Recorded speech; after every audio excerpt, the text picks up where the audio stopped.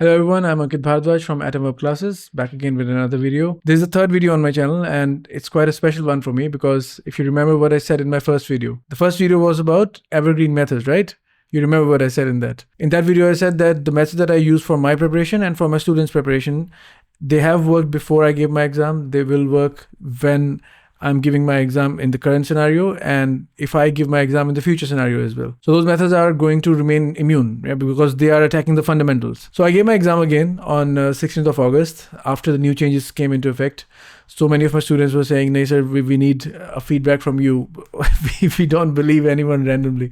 You have to go there, you have to show us how it's done." New questions like group discussion and respond to a situation.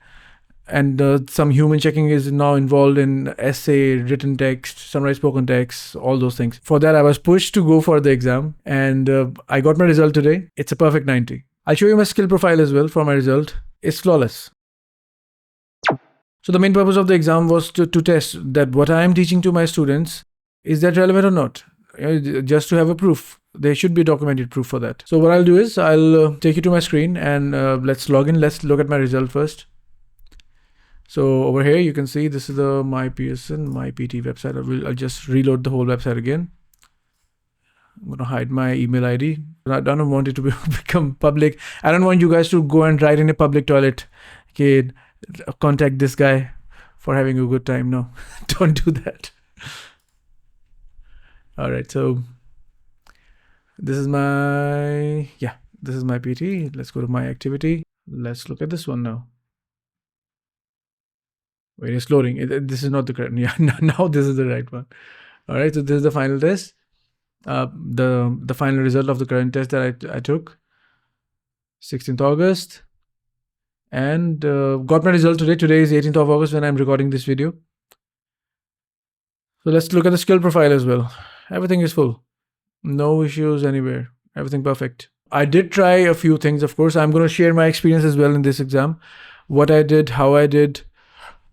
Some practical tips. That's the whole point of this video. Is I don't just want to flaunt my results. Oh, I got 90 and you all are not worthy of 90. No, that's not the purpose. The purpose is to give my feedback, some practical tips, some of the things that I observed and some things that are going wrong with Apeuni as well. Some things I'm observing with Apeuni. So that's the whole purpose. We'll go through everything now. One section at a time, right? Overall, what problems I faced, how I prepared for the exam, what was the mindset, each section, how I approached them. I will go through everything one by one now, yeah? I know there's a burning question in everyone's mind. How is this reading 90? It's a really tricky situation, man. It's not easy. Just being frank to you, this is how I'm teaching you, you guys, my students. I'm blunt on your face. I'm telling you the truth from the first day itself. This is not easy. What happened in my reading exam? I did final 3 questions in 50 seconds, 50.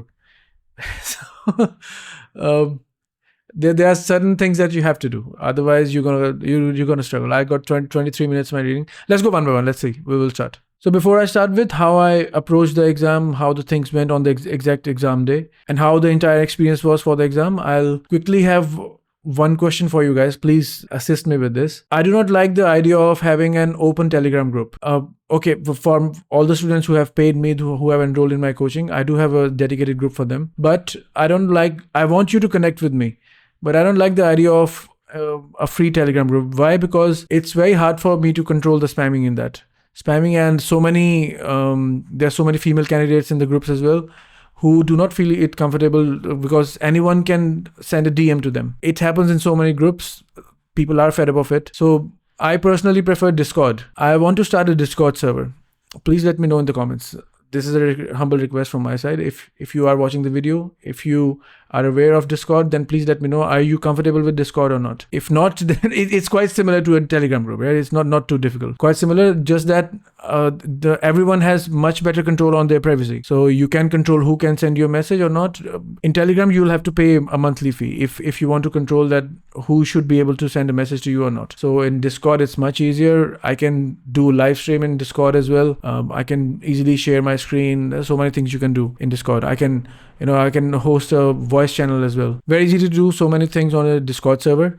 So please let me know if you are comfortable with Discord or not. So, and if I do create a Discord server, then I'll post the link in the description of this video. It's not created yet, but in future, if you're watching the video, it might be operational, it might be working, and please check the description of the video to see if you can join the Discord or not. All right. So in the current scenario, I had some videos posted in my Telegram group where I recorded. It's like a vlog. Yeah, it's in Hindi, but it's like a vlog when I posted how is my mindset just before the exam, how I'm approaching the exam, what I'm thinking about, what's my target, what's my exact psychology at the point of approaching the exam center. And then I recorded exactly as soon as I came out of the exam center. Instantly, I recorded around 4 minutes of video as well for my students. For ex-students as well, not just the current students, ex-students as well, just to help them. Everything was fresh in my mind. I instantly recorded. Before calling anyone that how the exam went, I straight away recorded the video. I'll show you briefly that as well. All right, so this was the video that I posted just before I started my exam. So just wanted to document a few things. There were a few things that I discussed. And exam center in Jalandhar, my city. Then it was after the exam, gave a few feedback to them, how it went, what all about the question. Then next day I had a meeting with my students as well, around 1.5 hour long meeting to discuss exact details about the exam. Anyway, so it's still fresh in my mind. I'll explain everything to you now. So I'm moving to Seychelles from this weekend onwards, right? 23rd of August is my flight to Seychelles. I'll be living there for at least 2 or 3 years. So because of that, for the past 10 days or so, I've been busy with all the preparations to go to Seychelles, moving all of our stuff, packing everything up. So because of that, I couldn't get much dedicated time for exam preparation. Whatever it was a few minutes here and there. Whenever I get a chance, I will prepare a few things. Because, you see, it's a different mindset to teach someone else to prepare the exam. But it's a different mindset when you are actually giving the exam yourself. To prepare my mind that now I have to approach it like a student. Now I'm not approaching it like a teacher anymore. To approach it like a student, you have to sit on the chair, dedicate those hours to practice the questions coming again one by one, in front of you. So I appeared in one official Apeuni mock test as well. And this was just one day before the actual exam. So 16th of August was my exam date. And on 15th of August, I gave one official exam. I'll show you the results. This is the one. Till now I've given only one of these. My purchase, so I've done only one. This was the result. So in the evening I gave the exam, and I had several classes on that day. I was shopping, moving around from one city to another, doing all sort of bullshit. But just to boost my confidence before the exam, right? So 90, 90, 83, 80. This was the result for the official mock test. Okay, so reading I know, because luckily I got the taste of time management just before the exam. And I realized that I had to do something different to manage my time, because I felt really short and it was really horrible to do the reading during the official mock test. For writing, I tried a few outrageous things in this exam, but for exam, I knew that, okay, I'll try this. If it works, then I instantly knew that if I don't get good marks in this, then I know that what's the issue. But one very important thing that I realized during my exam was that if my mind is tired, I'm going to struggle with reading definitely. So this is how I planned my next day for the exam. That, of course, rest is the paramount thing. You have to be well rested. And like I tell all of my students, to stay away from caffeine for at least 1 week maybe. If you're too addicted to caffeine, try to lower down the amount of consumption that you're doing every day. Yes. So eventually you slowly you reduce your dependency on the caffeine for your brain's functioning. Apart from removing caffeine from my diet, I made sure that I took my multivitamins and fish oil before the exam began. So I had my breakfast, the usual breakfast that I recommend to all of my students. A balanced combination of protein, carbohydrates, fats, 2 hours before the exam. And I had my multivitamins, 2 capsules of multivitamins, and fish oil as well. 1 capsule of fish oil, 1000 mg fish oil. And I instantly felt that, because on 15th of August during the mock test, I felt like my reflexes are crap. I couldn't do much. I felt too slow. And with a well-rested mind, next morning, I felt like, okay, now I'm performing at my peak. As soon as the questions kept coming, I could instantly react to them. It's like having your reflexes sped up. And that's the most important thing for reading nowadays. You are short on time. Similarly, you need to have good concentration for repeat sentence, dictation that comes in the end, because Summarise group discussion, you're going to get exhausted in the exam. It is going to happen. It's a lengthy exam, and you'll be bombarded with several questions. You should be quick to write your notes. You should be well organized to where to keep your notes, where to keep your pen, and how to approach any question that comes in front of you. Instantly, you should be able to recognize, okay, this is the next question type.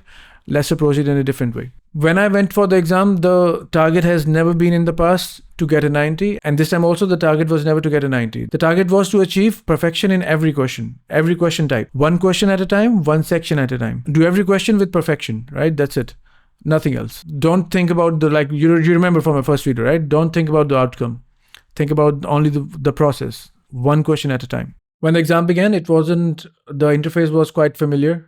So quite similar to the official mock test as well. But when you press the next button in official mock test, you will see instantly the next question loads. In the actual exam, however, you have to press next, and then there's a confirmation screen as well. Press OK or not. So this is how it goes in the actual exam. The initial instruction is quite straightforward, nothing difficult.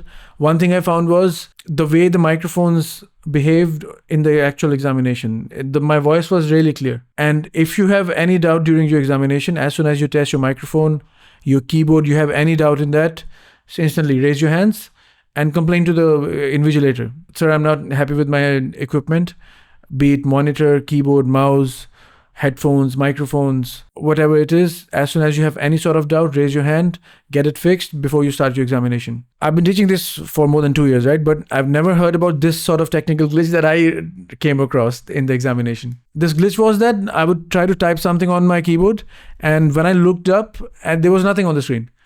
It was like around 4 or 5 words blank. So it's that feeling of working on a slow internet connection that suddenly everything stops, and with a jerk, it starts working again. But my speaking section was done by the time already. This is what I faced during Summarize Index and Write Essay. But my speaking was quite flawless by the time. At that point, I didn't want to abandon my exam in the middle of that. I said, okay, this is manageable. It is an issue, but it is manageable. Because at least I can keep everything under check. I can keep checking the screen again and again. And if something is not working, I can instantly go back and write a few extra words, write the same words again, and continue with my final answer. This is how I managed it. And this issue cropped up during FIB listening as well. The audio was playing and suddenly everything stopped. I'm waiting for the next word to write and everything suddenly stopped.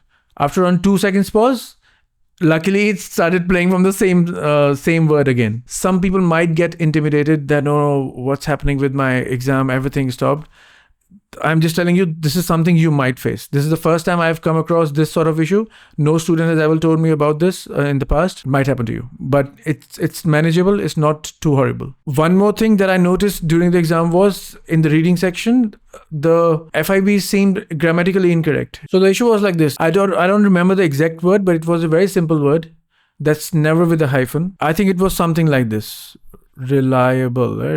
This is reliable. So in the exam, it was written like this: RELI hyphen able. What is this? And what I feel is the reason that why everyone is complaining that reading is too difficult, we can't find anything in the prediction file. I mean, Apeuni prediction or any other institute's prediction file. Everything is new. So what I feel is that what they're doing is they are generating FIBs using AI. It doesn't feel like that a human being would do any basic error like this.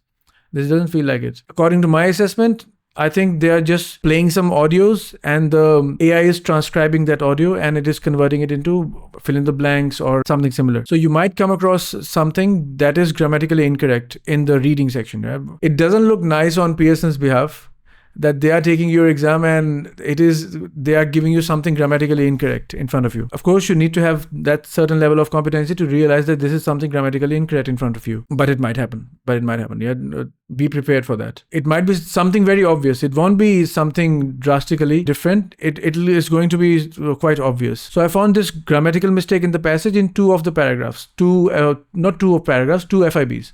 2 drop-down FIBs. It might happen, be prepared for that, and you need to understand the context. Otherwise, you won't be able to approach the questions correctly. So this is an overview of what sort of problems I came across during the exam, what might happen during your exam as well, mindset and all those things. This is an overview. Now let's dive into speaking section. In speaking section, the first question was read aloud. Quite simple, nothing complicated, was easy to do that. I used finger on the screen for that. That's a very helpful technique to keep your mind focused, to have good hand-eye coordination. So this prevents a lot of fumble as well. But as per assessment of several people who have taken multiple mock tests and different scenarios they have checked, read aloud is not important right now. Looks like it's just being used to take a sample of your voice. I've seen one of my students as well that she fumbled a lot. She made a lot of mistakes in read aloud. Still, she managed to get 84 in speaking easily. She skipped a lot of words as well. So read aloud is not affecting your speaking score too much now. So stop thinking or stop paying too much attention on read aloud. But it's something, if it's a part of your speaking section, don't ignore it, of course. Maybe their AI is getting trained for your voice. They are seeing how you perform in the read aloud, and accordingly, the AI is adjusting for the rest of the sections. We don't know that exactly. Don't pay too much attention, but don't ignore it as well. Then for repeat sentence, I have good listening ability as well. I am able to understand. I am able to catch the longer phrases as well, longer sentences as well. Only in one of the questions, I think I got around 10 of those in repeat sentence. Only in one of the question, I had to capture around 60-70% content, and I spoke fluently. I had very slight fumble in one repeat sentence, not much. So otherwise, the repeat sentence was good. I had no issues. So next, if we come to describe image, I had 5 or 6 images, and one was random image. I'll show you which image it was. It was that hand posture, right? So this was the exact image that I got in my exam. There were several, there was like another table as well about something like Australian tourism or something. There would be text over here, table, and then a few numbers in here, few words in here, again a few numbers, right? This is how it was. This was one of the questions, and this was one of the questions. So what I did was the way I teach my students as well, divide it in different sections. Top part, bottom part, speak about the color of the hands, the position of the hands, what is written in green color, what is written in red color. So for this image, I spoke about like what's the type of image. So it's a random picture, and on the top there is one correct posture, right side is the wrong posture, and the upper part of the image is giving a top view, the bottom part of the image is giving a side view, the color of the hands, color of the keyboard, color of the text, all those sort of things I compiled in one answer and one flawless answer. That's it. There's so many things to do in this. This is not a dedicated video for describe image. I'll show you later again. Describe image right now is one of the most important, one of the most crucial topics. You have to be fluent. I kept all of my answers above 25 seconds, around 28, 30 seconds maybe as well. Some were 31, 32 seconds as well. So all of those answers were like this. I didn't fumble. I was flawless in that. I always spoke relevant to the image. Of course, there is a sort of template I have to follow. If you don't have a template, you're going to fumble. Template means a structure that is going to make sure that your mind stays on track. Otherwise, you'll keep jumping, what to say, what not to say, you'll keep fumbling. Even if you fumble a little bit in this, you'll still get 90, I'm telling you. It's easy to get 90 these days in speaking. Not an issue now anymore. The AI is probably ignoring the fumbles nowadays. They are more concerned about the content for every speaking task. After describe image was Retell Lecture, and in Retell Lecture, exactly same scenario. The structure that I would recommend to everyone. Make multiple sentences, speak one sentence at a time, speak meaningful sentences. Of course, grammar is not important, but you take notes properly, at least 3 words or 4 words in one phrase. Take 4 or 5 of those phrases, compile them in multiple sentences, make something meaningful, speak fluently. Again, stay above 25 seconds. 20 seconds at least. You have to speak more than 20 seconds at least. 25 to 30 is the sweet spot. Speak relevant content, guys. Content is very important. You have to speak relevant content. Nothing too complicated. It's very easy. Again, follow the template for that. I'll post that in my Discord group or Telegram group if you join. The link should be in the description. And I got 2 Retell lectures, no issues with that. Everything flawless. Then came answer short questions. For ASQs, it was easy as well. I could understand every question clearly. Only one question I wasn't sure about, and I spoke something randomly. But it was easy question, something from the real life scenarios only. I didn't skip anything. I spoke everything flawlessly as well for the ASQs. No issues. But even if you skip ASQs, I mean, don't skip. Say something from the question itself. You should be fine. You have to make sure you're doing well in other sections. ASQ is like a dummy question. No, don't worry about it. So Summarise group discussion is the new heavyweight, and you have to be very careful with your note taking in this. One problem that I came across during Summarise group discussion was that if you keep the laminated sheet that you're given for notes, it's a very long sheet. It's not A4 size. It's vertically very long, right? There are two approaches for a Summarise group discussion. You can either go line by line, one line at a time. Initially, speaker 1 said this, then speaker 2 jumped in, she said this. She, he, whatever it is, you mention the genders. And then speaker 1 spoke again about this. Then speaker 3 jumped in, she said this. Then speaker 1 came again and she said this. That's one approach. Another approach is you divide your sheet in 3 sections, speaker 1, speaker 2, speaker 3, and you write one speaker at a time, right? One speaker, this is what speaker 1 said. This is what speaker 2 said. This is what speaker 3 said. And there's a specific way of saying what is the relationship between them. So what I do is, if speaker 1 agrees with speaker 2, put 2 bars and leave it like this. This is speaker 1 agreeing with speaker 2. If speaker 2 and 3 don't agree with each other, 2 bars and a cross. This will quickly organize the thoughts in your mind. So what I did in my exam, these are the 2 approaches. I followed this approach. This is giving 90 easily. This is how I got 90 in my mock test as well, official mock test. This is how I got my 90 in actual exam as well. You can see the skill profile as well. I showed you already. There's no issues with this. But the whole problem is, when you are writing your notes, your wrist is going to land on the paper, right? I told you it's a very long, vertically long paper. When you keep it in a portrait mode, your wrist is going to, suppose you are writing about speaker 1, right? Suppose you write 1 line, 2 line, 3 line, okay, fine. And then you wrote 2-3 lines about speaker 2, maybe 1 line about speaker 3. Then you came back to speaker 1 again. I'll change the color. You came back to speaker 1 again. Now when you're typing in this section, then your wrist is going to touch this part, the speaker 2's part, and it's going to get erased. It's a sketch pen that you're going to get in the examination. This thing will get erased. It happened to me in both the discussions. The audio was long enough. It was around 3 minutes long. I had enough ideas. I picked around 6 phrases for every speaker, 5 to 6 phrases for every speaker. I spoke for around 1 minute, 35 seconds. It's the usual stuff only. University students discussing about something. Every time it's the same. 3 students discussing about some stuff related to university. One of the questions that I got was that they are discussing about free online courses being offered by their university and they're not too popular. How do you promote that? And another one was something similar as well, something about education. Like I told you, right? I wrote a few sentences for speaker 1. And then when I figured out that my wrist is landing, I'm a left-handed person, a lefty, and when my wrist is landing on speaker 2, it's getting erased. So it's not a permanent marker. That sketch pen is not permanent. A quick fix for that was to, keep my wrist, I'll show you, maybe I can show you in the camera. So keep my wrist lifted up like this. But it's a very awkward position. It's not a good position to write. What you can do is, this is one of my students' suggestion, and I managed it, but one of my student, his name is Gurjeet, all credit to him. Gurjeet, if you're watching, make sure you comment. Okay, so I'm giving credit to you.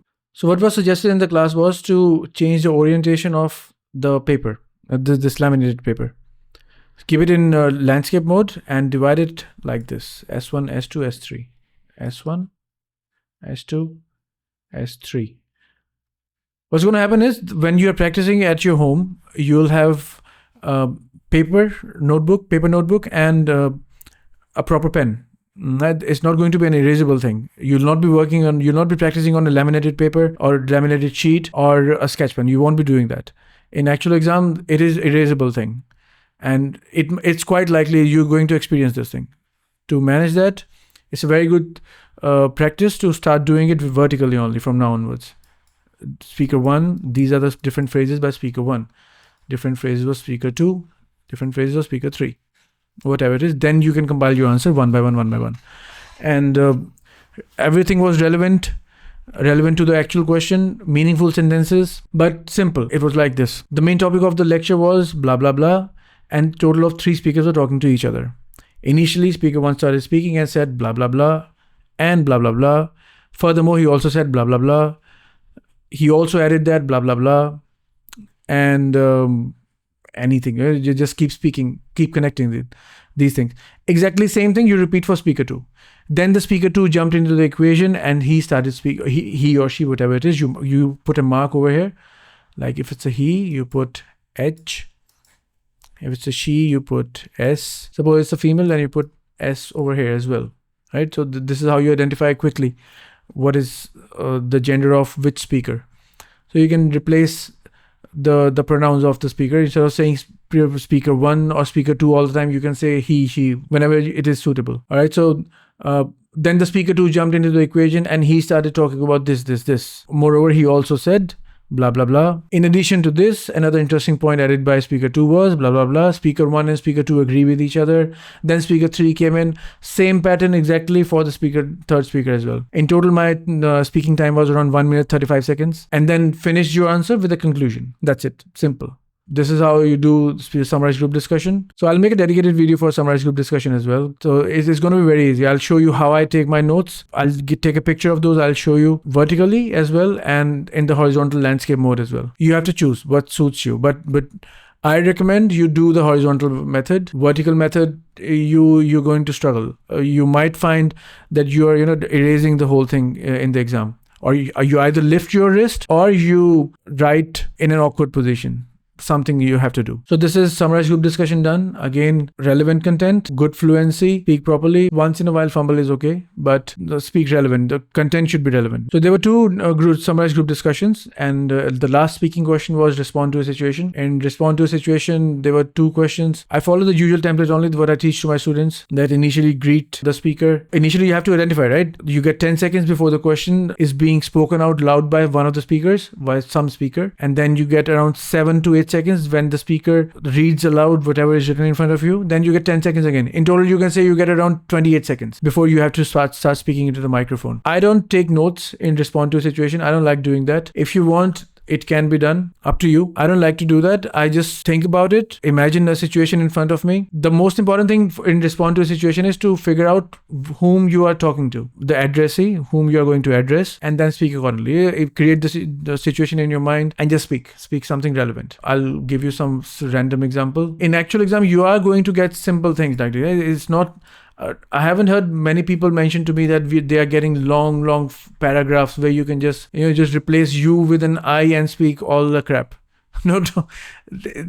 It's mostly going to be a short sentence like this. You have to do something about this. You have to identify whom you are talking to. Do that. And one more thing, please keep in mind, and that Apeuni's algorithm is not optimized for these 2 new topics right now. Summarise group discussion and respond to a situation. For both of these questions, they're not giving you good marks. They're not assessing you properly. So you're going to need some human feedback for this. I'm telling you, Apeuni is not reliable. I haven't tested any other website yet. Maybe Alpha PT might be okay. I'm not sure.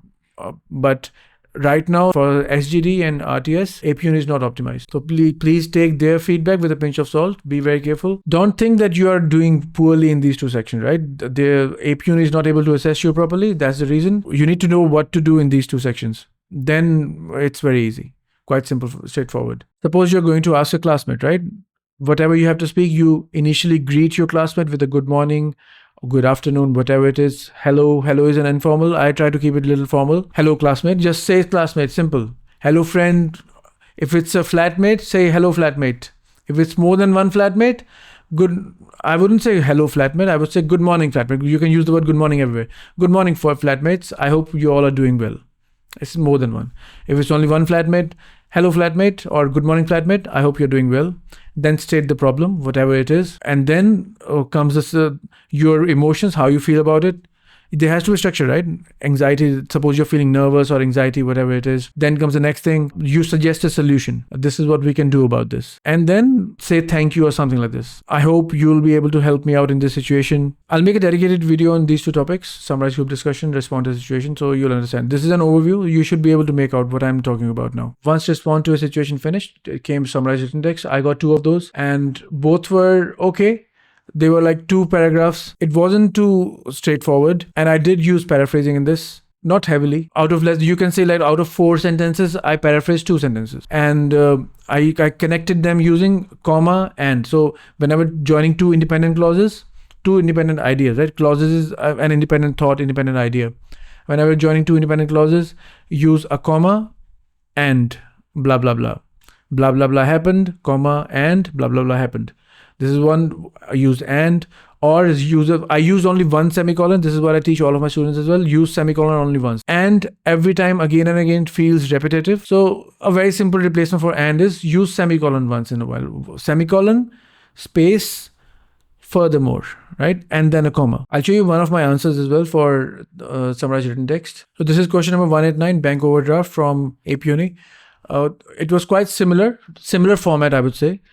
2 paragraphs, and you have to summarize this sort of paragraph only. There are 2 different paragraphs. This is the text. This is one answer that I have written. It says 7 out of 7 here. But Apeuni's AI is not able to detect the grammatical mistake several times. Yeah, so I'll show you how it's done. You can compare which exact phrase I'm using or not. My answer is in front of you. This is the exact sort of answer I gave in the actual exam as well. One phrase, right, comma, and this is how I'm using the connectors. And then something again. And then a semicolon, space, moreover. You can use moreover or furthermore. Again, comma. This is just a replacement. This semicolon is just a replacement for this thing. And, comma, and. And, simple, basic things. This or is part of the actual question itself, I think. You can check. Yeah, this is the part. If you can locate an opposing idea, then using a but is your best option. It's going to make it a very powerful answer. It's a very simple thing to do. Instead, or you can use, if it's a continuation of the ideas, just use an and again. That's it. Use one semicolon somewhere with a moreover. Don't use more than one semicolon. Otherwise, it's going to be an unnecessary complication in your answer. We don't need that. Just do that. Paraphrase 1 or 2 of the things. If you find paraphrasing easy, do it. If you don't find it comfortable to paraphrase, don't paraphrase. Leave it. You might lose 1 mark or 2 mark. Leave it. Don't worry. I've seen people who are getting good marks without paraphrasing as well. So don't worry too much about it. If you can, well and good. For those who need above 85 or 85 and above for their 8 each, I would recommend at least paraphrase 1 or 2 sentences. 2 sentences definitely. Then you're in the safe territory, right? Otherwise, 1 or 2 marks here and there, you get 84 is as good as failing in the exam. Writing 84 is not good enough. So this is exact thing what I did. This is what gave me 90 marks. Comma and, semicolon, space, moreover, comma. Again, use and if you can, like I used again. If you can find an opposing idea, use comma, space, but. That's it. One of the summarized written text was around 63 words and second one was around 71 words. They want you to write between 5 and 75. I tried to cover the content. So when I'm writing my summarized written text, I'm not just doing one thing only. It's not just 1 sentence, 2 sentence, 3 sentence and 4 sentence finish. No, it's not like this. Summary means you are taking something from the beginning, something from the middle, and something from the end. This is what summary means, right? It's not just about writing any group of sentences together and just saying, oh, this is my final answer. Don't fall into that trap. And people will say, it's very easy. I'm going to give you the biggest trick. Don't fall into that trap. If it says a summary, and there is a possibility of human intervention in this. If it says a summary, create a summary. Summary is not about only the beginning of something. You can't, suppose your friend comes to you and he asks you that, hey Ankit, I missed my lecture yesterday. Can you tell me what happened? What did the teacher teach yesterday? You won't say that, yeah, yesterday teacher came in and she talked about mangoes that are grown on a tree. Initially, she said that you need to grow a tree first. And then she said that you can make a mango shake. What? This is not a summary. Straight away from planting a tree, you are switching to mango shake. No. What happened in the middle? You planted the tree grew up, you took care of the tree, then the mangoes grew slowly, they took their time, and then you plucked the mangoes from the tree, then you peeled them off, you cut them into good pieces, and then you made the mango shake. This is what a summary is, right? You can make it shorter, but this is a summary. You can't just say you plant the tree and then you make the mango shake. I hope you're getting my point. So do the simple thing, please. Just something from the beginning, 1 or 2, 1 sentence maybe from the beginning, 1 or 2 sentences from the middle, one from the end. That's enough. You'll have enough words to create a good summary of 70 words. 60 words, 70 words, this is good enough. Try to stick around 60 to 70. Don't go too less again. It's going to be risky territory again. Don't do that. So this covers the entire part of the summarized written text. Now let's move to write essay. In write essay, I got this exact essay from the August prediction. You can go down and see this one, building effects. Right, this was the exact thing that I got in my essay. Do you think the design of buildings affects positively or negatively where people live and work? So for essay, I wrote around 254 words. I had around 3 to 4 minutes to have a good proofreading of my essay as well. I don't like to create ambiguity in my answer. If you go through the official preparation material of Pearson as well, you'll find out that they want you to have a concrete stance. What do you believe? So I made up my mind. I'm going to speak something positive about this. So this is what I spoke, that building designs can affect positively. About what? Positively where people live and where people work. Okay, I'll give you a proper structure and how to do this in another video. It's a lengthy topic. It has to be written properly. Content has to be good. Everything needs to be done nicely. 4 paragraphs only. Good introduction, 3 to 4 lines, around 60-70 words in the introduction. 1 body paragraph 2. So firstly, blah, blah, blah, blah. Secondly, blah, blah, blah for the second paragraph. So first reason for supporting my stance, right? Positive stance, that how it affects positively where people live. And second one, another reason for how it affects positively where people work. And then the conclusion. You just repeat whatever you said initially. Conclusion.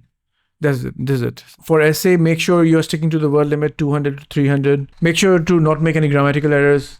Don't write too complicated sentences. Should be lengthy sentences. Give examples in every body paragraph. Make sure you give some example. I gave some random example.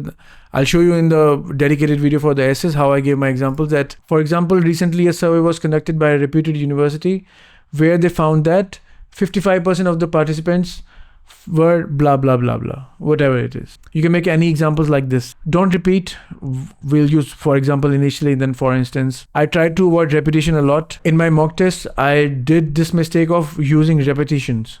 I was repeating the main content from the actual prompt again and again.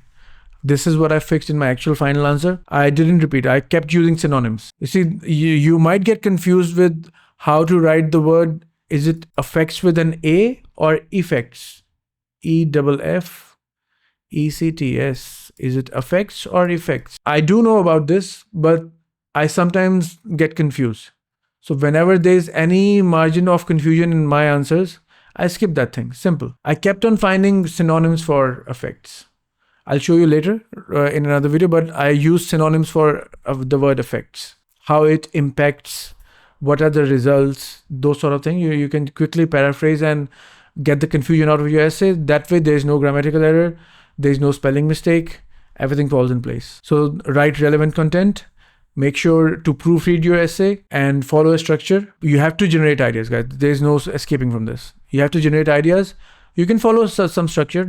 I'll show you. You can follow a template, but certain things you can write from that. But you have to write relevant content. You might lose 2 marks in spelling mistake, right? 1 spelling mistake will cost you 1 mark. 2 spelling mistakes will cost you 2 marks. More than 2, you're going to not get any further penalty, but those 2 marks from spelling will be gone. So that's how the essay went. We'll come to the next topic. Whenever you finish your essay, as soon as you press the next button, reading section starts. And there are only 23 minutes. This is the exact timing I got. 23 minutes only. This is how it went in the practice exam, mock test. Official mock test, 23 minutes. That's it, nothing else. So within those 23 minutes, as soon as the instructions open for reading, they have a table in front of you that you are about to start reading section. These are the instructions, right? You are going to get drop down FIBs, you're going to get MCQs, reorder paragraphs, drag and drop FIBs, then single answer MCQs. It's good that they have given the instructions, but these instructions are a trap, right? Make sure you don't fall into this trap. If you start reading these instructions, the timer has already started going in the opposite direction. Suppose you spend 10 seconds in reading these instructions. You haven't pressed the next button yet, where you actually start the exam. But your timer has already changed from 23 minutes to 22 minutes and 50 seconds. Why? Because you spent 10 seconds in reading the instructions. So don't fall into this trap. As soon as you see that writing is over and now the next section is here, straight away, press next button and start attacking the questions. Why? Because it is going to come down to final few seconds. This is how it happened with me both the times. In my mock test, official mock test, and in my actual exam as well.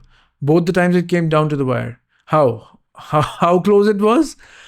It came down to 3 questions in 50 seconds. 50. Like I told you in the beginning as well. Those 50 seconds meant I have to do one entire FIB, that is drag and drop FIB, one of those, plus 2 single answer MCQs. So I spent maybe 10 seconds in the multiple choice MCQs. I marked only one answer, any one random answer. I knew I'm not going to get time for this. MCQs mean more than multiple answer type MCQs, and any random answer, because I could spend only 5 seconds for every single answer type. So around 38 or 40 seconds for final FIB, 5 seconds plus 5 seconds for final 2 FIB. And I submitted my reading in the final 1 second or 2 seconds, you can say. I knew that it's going to go down to the wire. It's going to get very tight. And I was mentally prepared for that. It's going to get a very pressurized situation. There was another student who was giving the exam with me. I spoke to her. She missed 3 of her FIBs. I mean, not FIBs, 3 of the questions.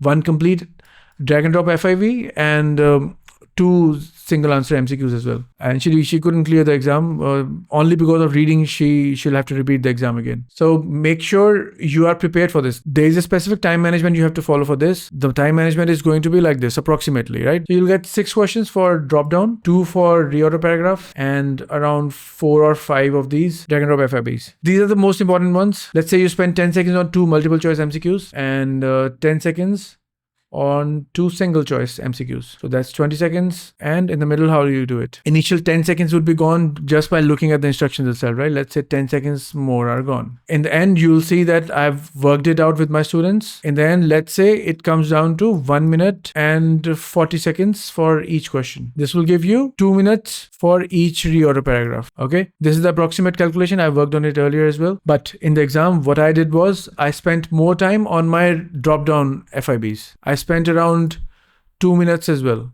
If you distribute the timing equally, it's going to be around 1 minute 40 seconds to do everything comfortably. But I feel it's too short. You need to understand the context very well to do the drop down FIBs properly and reorder paragraph as well. So I think I took around 2 minutes and 5 seconds or 2 minutes 10 seconds for some of the FIBs, the drop down FIBs. I took around 2.5 minutes for reorder paragraph as well.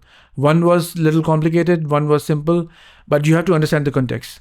Every FIB, if you are unable to understand the context, you won't be able to solve it. It's not straightforward, it's not simple. And during my preparation as well, I spent least amount of time on reading preparation. Why? Because if you're reading a newspaper every day, if you're watching good quality academic videos, you're listening to podcasts, reading books every day, then naturally your reading is going to develop. Then you won't have to think too much for solving any question. To develop this speed, you have to be good at the language, guys. There's no escape from this. I know my students hate this.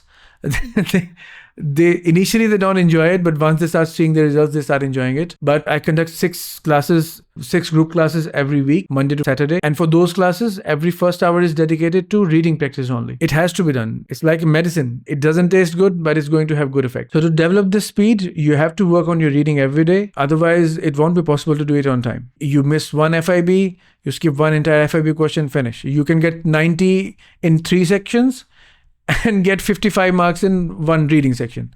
Again, it's not even 7 each. You need 59 in reading for 7. You need 69 or more in reading for 8. So be very careful with that. All right. So the timing is around 1 minute 40 seconds, but I spend more time on my drop down FIBs, around 2 minutes each on reorder paragraphs as well, because you need to understand too much in that. And then drag and drop was very quick. It was easy to solve every drag and drop FIB in around 30 seconds, 35 seconds as well. Why? Because it's very easy to guess what's going to be the next word. So this is how my time management went for the reading section. And one more thing, that I didn't have any time to recheck my answers. I clicked one by one.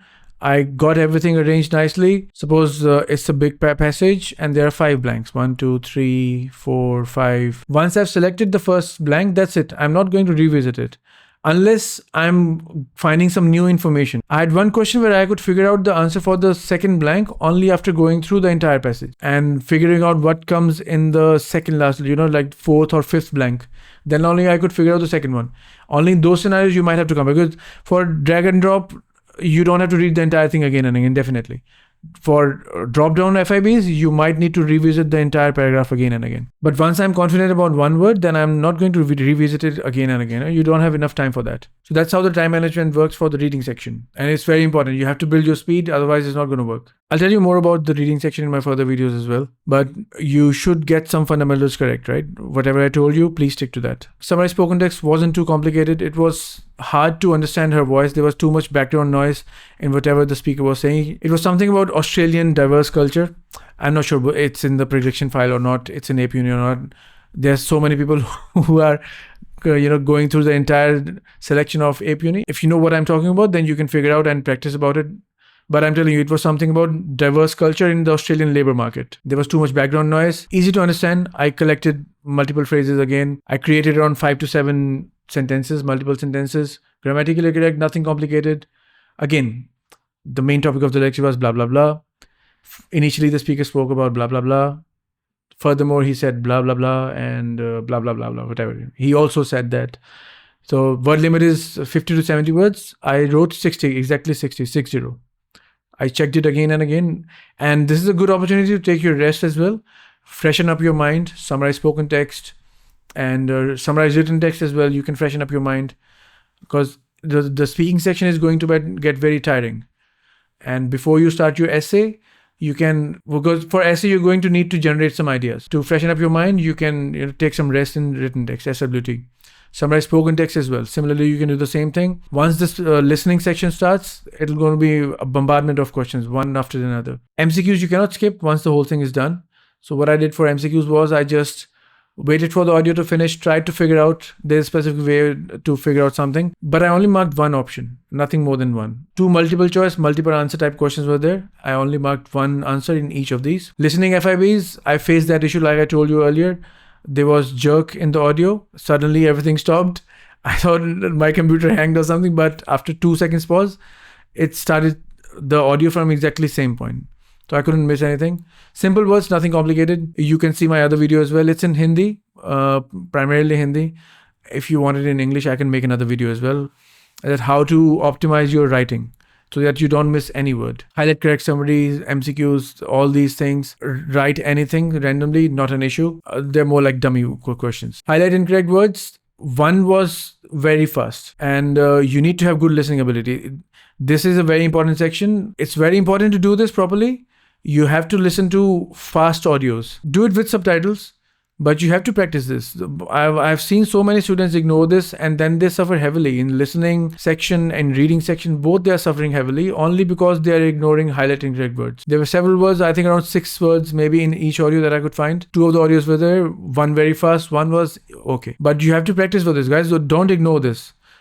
People find it, oh, I can do it. But in actual exam, every student that I've come across, they are finding the highlight incorrect words to be challenging, and they are speaking fast in this. You have to know your wrist movement should be quick. You should be able to quickly switch from one sentence end to the beginning of the next sentence. So you are following the speaker as fast as possible. Right from dictation, I'll show you. There's one discrepancy in Apeuni as well. I got 3 dictations. I had enough time for these. I took my time and finished everything properly. Did the proofreading before I submitted anything. I wrote 1 extra word in these dictations, WFDs. There was no issue in any of the dictations. It was quite easy.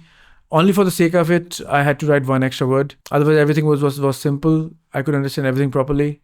Very easily audible. Simple words, nothing complicated. I'll show you one of the dictations that I got. It is there in Apeuni as well, but they have twisted it. It's not correct. I've notified all of my students in the groups. They know about it already. I'll let you know as well. So this is the exact question that I got in my exam for dictation. It's question number 889. And I don't know why they did it, how they did it, but it's not this question in the exam. The word zeal is there, recklessness is there. But it says what some people regard as. There's no it in the actual audio. It's not while some people regard it. Only for the sake of grammatical correction they have done it. But in the actual exam it is what some people regard as reforming zeal.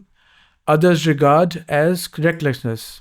And it's a female's audio. Very clear, very easily understandable audio. Exactly what they're saying. They have changed these wordings. But the problem is, when you practice this question in Apeuni, it pronounces the word regarded as.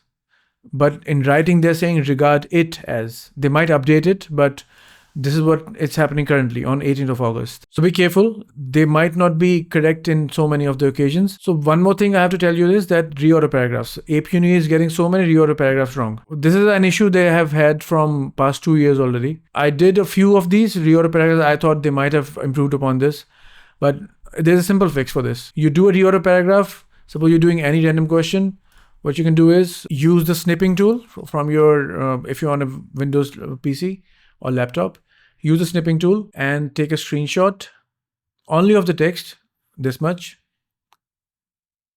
copy it, and then go to ChatGPT. Just press Ctrl V. And this is going to paste the image in here and ask, what is the right order for this paragraph? It'll analyze the image for you and it'll give you the answer straight away. 1, 2, 3, 4, whatever it is. All right. So this is the question, and this is the sort of answer you can get from ChatGPT by giving this prompt. It's going to be very easy for you to figure out. You can give some specific instructions to ChatGPT as well.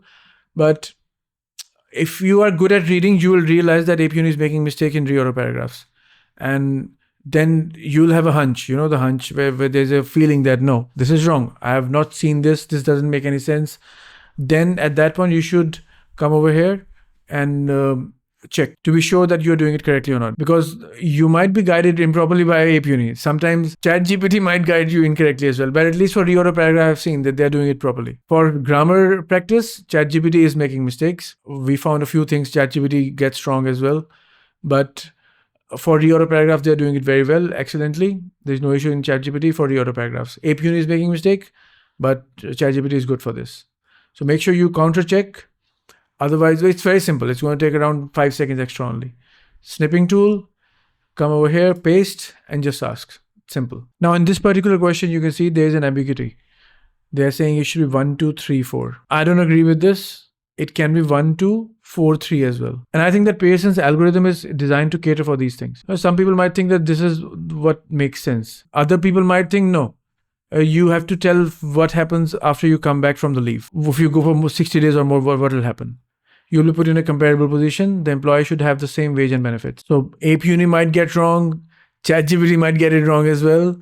So you need to have experience for this. You either find someone experienced, you want classes from me, take from me, or you need to find some other tutor, whatever it is for your case. But please don't blindly trust either Apeuni or ChatGPT regarding this.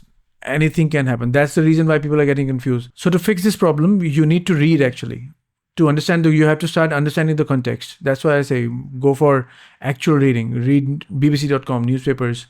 Read a good book. Start with Harry Potter. It's a very simple book. Watch good news channels, TV news channels on YouTube with subtitles. Go rewind and figure out the collocations. What's the context? Try to understand those sort of things. So with this, dictation is also covered. I showed you what problems I think are propagating in Apeuni's reading section as well. Reorder paragraphs to be specific. I showed you what to do in each section. Should be good enough. You should be able to learn a lot of things from this video. Of course, you know the drill by now. If you like the video, definitely press the like button, please. For more videos like this, press the subscribe button. Let me know in the comments. You know already that I'm giving you everyone a proper feedback in any of the comments. Whatever it is, any questions that you have, please write them in the comments. I'm going to reply back to you. You can contact me for classes as well, for coaching as well. From 25th August onwards, I'll have ample time with me. You can arrange your classes with me. It depends. I like to give good personal attention to every student. Right? So for that reason, I am giving 3 hours initially, like an onboarding process, so you know what to do. And then every week I'm giving you 2-hour personal session, one-on-one. This is in addition to the 6 weekly classes and Telegram group. You have access to me directly. You can ask questions anytime. You can send me your answers. I can assess them. The only problem is that I want you to have good personal attention. Otherwise, I've seen institutes giving a few minutes only every week, 10 minutes every week. They're charging you so much. I don't like to do that. What's the point? If you're coming under my tutelage for preparation for your PTE exam, I'm going to give you good personal attention, but that means the slots are limited. So please send me a message, have a conversation with me. What sort of slots I can allocate? What time zones are there? Are the class timings suitable for you? Will I have to start a different group for you, different batch for you? It depends. Please have a conversation with me. Then we can work out something. So I really hope this was helpful for you. I'll be here for your assistance, of course. I'm going to upload detailed videos for every topic. Especially, I'll start with summarize group discussion, respond to a situation. I'll cover written text in one dedicated video, essay in dedicated video, and reading section in one dedicated video as well. So many things to do, but at least you know, right? The same thing, evergreen methods. Why are these called the evergreen methods? You remember this line I said in the previous video. So this is putting my words into practice. So this is it for this video. I've shown you everything in actual detail. I've shown you my results, my skill profile. Everything is perfect. Everything is working. Whatever I've showed you, there's so many things to discuss. I'm going to give you details as well. If you want personal coaching, you can contact me. You know the contact numbers as well. Everything is in the description. You might see it scrolling around somewhere on the video as well. So we'll end the video in the same note again. All the best for your exam.